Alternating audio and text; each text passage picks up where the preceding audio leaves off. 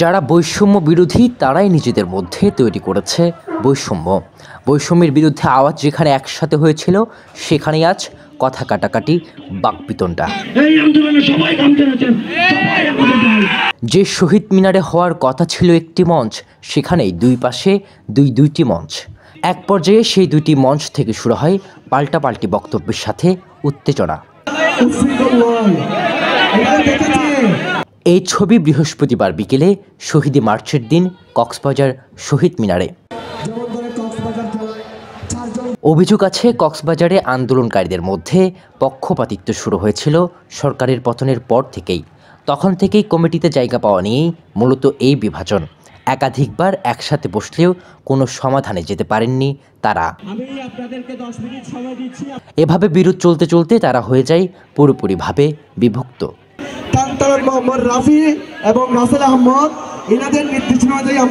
বুধবার বৈষম্য বিরোধী ছাত্র আন্দোলনের কেন্দ্রীয় সমন্বয়করা শহীদ মার্চের ঘোষণা দিলেই দুই পক্ষই তাদের আলাদা আলাদা কর্মসূচি ঘোষণা করে। এক পক্ষ জমায়েত হয় কক্সবাজার পাবলিক লাইব্রেরির ময়দানে, আরেক পক্ষ কালোর দোকান। সেখান থেকে কক্সবাজার শহীদ মিনারে আসলে শুরু হয় বিরোধিতার উন্মুক্ত চিত্র, যা এতদিন ছিল ওপেন সিক্রেট। এক পক্ষের অভিযোগ, তাদের বিরোধীরা রাজনৈতিক ফায়দা হাসিল করতে চায়। 1 মাস আগেও তাদের খুঁজে পাওয়া যায়নি কোনো আন্দোলনে।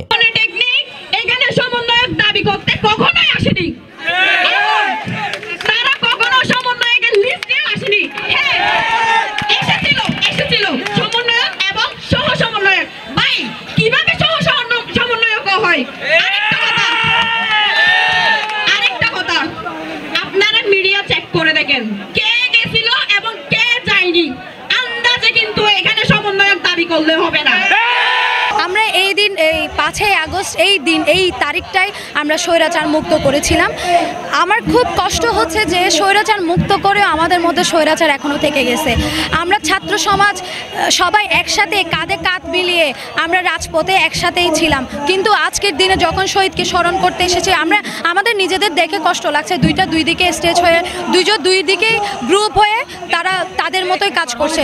আমরা তো এটা চাইনি। আমরা চেয়েছিলাম একসাথে দেশ যখন আমরাই মুক্ত করেছি, স্বৈরাচার মুক্ত করেছি, তাহলে আমরা একসাথেই কাজ করে সংস্কার করব। অন্য পক্ষ বলছে তারাই মূলত আন্দোলনে অংশগ্রহণ করেছে, বাকিরা আন্দোলনের পূর্ব পশ্চিম কিছুই দেখেনি। আমরা তাদেরকে বারবার আহ্বান করেছি, আল্লাহর রাস্তায় আপনারা আলাদা কোনো প্রোগ্রাম করবেন না। কেন্দ্র থেকে রাফি ভাই স্পষ্ট আমাদেরকে তিনি পোস্ট দিয়ে কক্সবাজার অবস্থান জানান দিয়েছে। আমরা ওই স্থান থেকে আন্দোলন কর্মসূচি শুরু করেছি, তারা আলাদাভাবে কর্মসূচি দিয়েছে। এরা যা বলছে ওরাও বলছে তা, তবে কারা কিভাবে কে বলতে চাচ্ছে সেটা বুঝে নিতে হবে আপনার। তবে কি বুঝতে গিয়ে আপনার চিন্তাও কি বৈষম্য তৈরি করবে? কারণ যেখানে বৈষম্য শেষ সেখান থেকেই আবার শুরু, একদম লবণের মতো, পানিতে জন্ম পানিতে শেষ। তবে শোনা যাচ্ছে বিভক্ত হয়ে যাওয়া দুই দল বসে সমাধানের পথ খুঁজতে পারে। রাজিন সালেহ, প্রবাল নিউজ, কক্সবাজার।